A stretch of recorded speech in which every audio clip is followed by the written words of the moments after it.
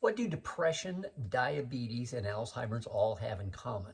We're going to get into that in today's video, and stick with me to the end because I'm going to talk about some specific, very specific steps that you can take for all three of those. So anyway, this is a depiction of nerves and how they interact with each other. Where they touch is where the communication occurs. And what tends to happen is an electrical signal comes down the nerve here and gets to the end, and then this end part basically says, hey, the nerve is sending a signal, let's squirt out some hormone, neurotransmitter, some kind of chemical here. And then when enough of that attaches to receptor sites on the other side, then it's a situation where this nerve says, this one is trying to talk to me, let's send the signal on. And this is how things work. Works great, works perfectly, and has for many, many, many, many years. We're extremely well designed. What I really want to talk about today is a couple things. One is these chemicals, and there's lots of different kinds of these chemicals. Neurotransmitters is what they're called when nerves talk to each other. We're going to talk about insulin today, which is considered a hormone as well, but it is a way that communication occurs in the body. And then we're going to be talking about receptor sites, which are where these neurotransmitters attach on the other side so it can send the signal on. Now, what's supposed to happen is the neurotransmitters are produced by one side, they're pushed out into the area in between here, and then they go and connect to what are called receptor sites in the cell membrane. And the cell membrane, this is a blown up section of this right here, and it goes all over the entire cell. Now, this is how things are supposed to go, and depending on what nerve it is and what this neurotransmitter is what the signal is sent. Sometimes the signal, we'll talk about that, it varies a lot depending on the neurotransmitter and the nerve. And these things are all over the cell membrane. But what I really wanted to discuss today, and what is in common with all of these things, is the cell membrane. This is made up of a variety of different kinds of fats. Some of them are omega-3s, which you've probably heard of. They come from fish oil, flaxseed.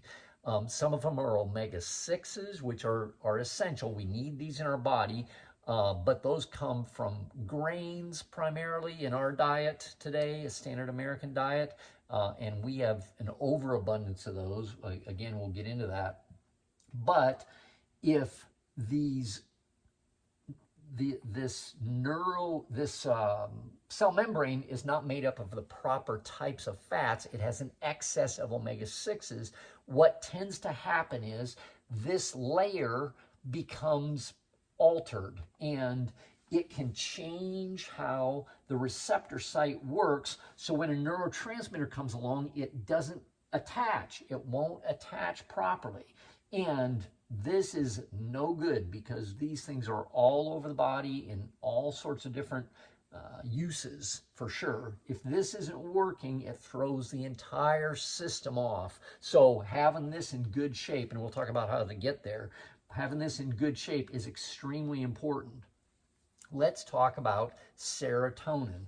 Serotonin is a neurotransmitter that basically is like sending the signal, I'm happy, I'm content, I'm satisfied with the amount of food I've eaten, I'm sleepy, all of these things. Serotonin is really, really important for all of those kinds of feelings in the body, and sending that signal is really important, you can imagine. But if you don't have the proper receptor site because the cell membrane is affecting it, then depression is often a result. People will recognize, oh, I feel anxious, I feel depressed, I feel this sort of thing when serotonin isn't attaching properly.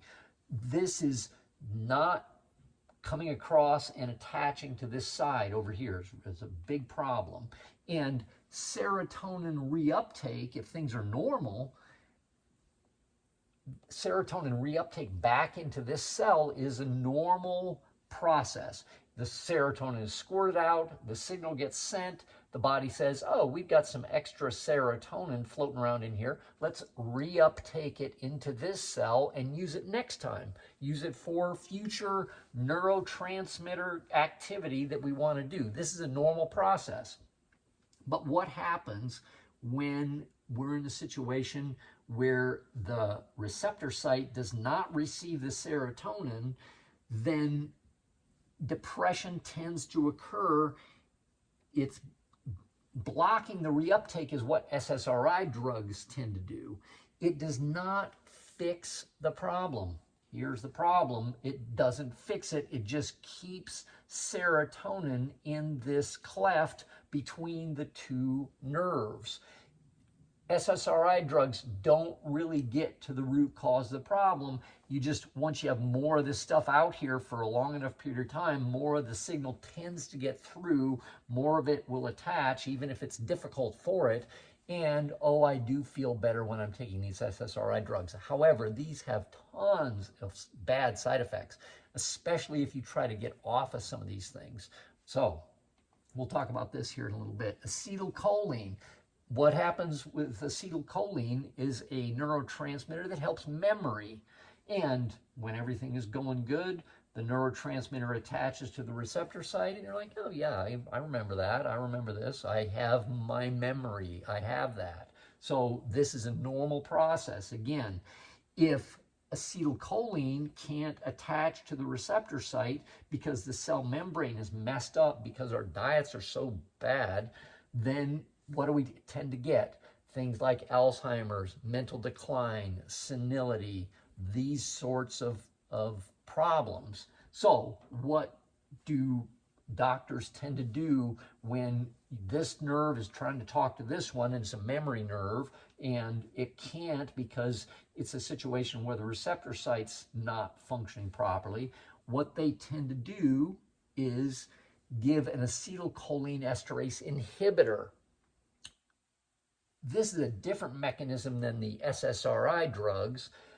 There's not kind of a reuptake of acetylcholine. So what tends to happen is when there's enough acetylcholine in this area, the signal's been sent, the body will use acetylcholine esterase, which is an enzyme that helps break this stuff down so it doesn't continue to send more signal than it should. What do medical doctors do? They have an acetylcholine esterase inhibitor drug. These things, again, kind of do the same sort of thing. They inhibit the breakdown of acetylcholine, this enzyme. They inhibit that. So there's more acetylcholine, so your memory kind of improves for a while. These drugs have not been shown to slow the progression of Alzheimer's or those types of diseases, although they may help memory kind of temporarily. But they don't stop the process. They don't slow the process down even, really. But so insulin, this one isn't really a neurotransmitter. Insulin is kicked out by the pancreas when there's high blood sugar, and then this stuff comes along, this insulin, which is a hormone, comes along in the same way, and it attaches. Now, this isn't necessarily a nerve cell. This is there's lots of different cells that take sugar in, and it can be burned in and used for energy and that sort of thing. But when the insulin attaches, then this cell says, oh, I'm told by the pancreas, take sugar in, so it pulls sugar in from the bloodstream and surrounding fluids. If there's a problem with the receptor site and the cell membrane, you tend to get insulin resistance. And insulin resistance is something that can come in a whole spectrum. You can go from, oh, I'm barely insulin resistant, maybe make some diet changes. Oh, I have diabetes. Oh, I'm full-blown diabetic and I need insulin because my body's just not able to control my blood sugar. Again, we'll talk about stuff you can do for this. But what tends to happen is your body and the pancreas will tend to kick out a lot of insulin, and it will eventually help, because more of these will get in when there's a lot more of this hormone sitting out here, even if the receptor site is not receptive to the insulin. That's insulin resistance. And there's lots of drugs out there for diabetes that help lower the blood sugar in a lot of different ways. There's a lot of different mechanisms for that. But if you never fix the diabetes, you never stop with what caused it to begin with, and it is a lifestyle disease like a lot of these are, you have to keep taking these drugs permanently. And having high sugar in your body is really one of the worst things you can do for yourself. It's really, really horrible for you. So what do you do about it? What can we do to get this receptor site fixed, get it right again? Take omega-3 fish oil. I don't recommend flaxseed oil. You can take it, but I recommend fish oil on top of it. We are a living organism that, unlike plants, we need a number of types of omega-3s, and there's a number of types of them, but really flaxseed oil only provides one type, and it doesn't convert well. It doesn't convert efficiently in the human body. So what we need to do is get fish oil. It's a great source. Krill oil is fine, no problem there. But how much should you take? Oh, I don't have any issues. I don't have any problems with this. Take 3,000 to 4,000 milligrams a day. I'm overweight, obese, I'm diabetic, I have heart problems, this sort of thing. 5,000 to 7,000 milligrams a day. And again, should I be worried about this stuff? This is normal in the diet. Everyone's diet, no matter what you eat, has omega-3s in it. Many times it's just not enough omega-3s is the big problem. So taking more of this isn't like, it's something that's foreign being introduced to your body. This is normal. It's in your diet right now, I guarantee it. Probably just not enough. Anyway, 5,000 to 7,000 milligrams. If you're in this area, I usually recommend on the high side of this. If you have any kind of chronic pain, and I have other videos on why taking fish oil helps chronic pain. It really helps inflammation and pain, that sort of thing. Take 10,000 milligrams a day, or 7 to 10. If you have neurological disorders, like we've discussed, I have Alzheimer's, I have senility, I have depression, which is really a neurological disorder, or a lot of other things. They've done studies on schizophrenia with this, that sort of thing. Take 10,000 milligrams a day. When we're in this upper area, we need to be in a situation where usually you take some kind of supplement that is liquid. These usually, and it depends on the pill, but usually these will come in 1,000 milligram pills, and if you're taking 10 of them, that's a lot. So you can take omega-3s in liquid form pretty quickly, get down 10,000 milligrams a day, and they have it flavored like lemon these days, and it's really not a big deal. I just do one slug in the morning and one slug in the afternoon, and I don't actually know how much I take because I've downed it so long, but my blood tests are showing that I'm doing really, really good that way. Depression. I suffer from depression. What should I do? Eat a Paleolithic diet. This, and again, I have lots of videos on that, gives you amino acids for serotonin. Supplement, and that amino acid that I'm talking about specifically is 5-hydroxytryptophan. But you can also supplement with 5-hydroxytryptophan. Take it with a small amount of fruit right before bed. This stuff, as I said earlier in the video, will make you a little bit, I'm a little bit sleepy, I'm a little bit tired. Tryptophan is known for making you sleepy. This is one of the reasons why after a big meal, turkey dinner at Thanksgiving, you're like, man, I need to take a nap. That's part of the reason for that. But if you take it with a small amount of fruit, a bite of an apple or a bite of banana, something like that, the sugar in the fruit will pull that into your nerve cells, because sugar can go into nerve cells without insulin. It goes directly in those, and it really makes it more efficient. And that's where it's made into serotonin, because tryptophan, 5-hydroxytryptophan, can be made into muscle or all sorts of other things. We want it made into serotonin to help this. 5-HTP is a precursor amino acid to serotonin. Little asterisk here. If you're on an SSRI drug, like I talked about earlier, talk to your doctor. We'll talk about these asterisks here in a second. Prior to taking 5-HTP, you can get what's called serotonin syndrome, where you have too much serotonin.